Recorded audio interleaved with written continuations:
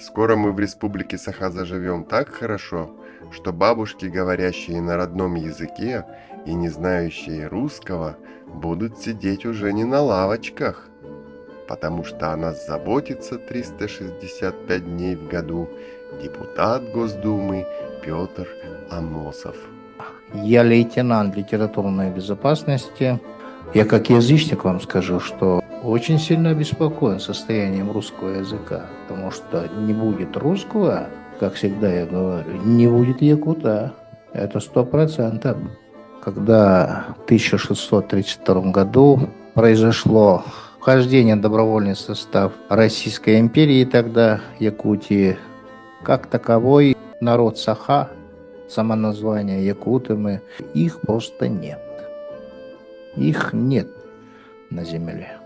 Мы, представители народностей, когда видим в таком состоянии, каком находится государство, образующее язык, это как-то для нас очень тревожно.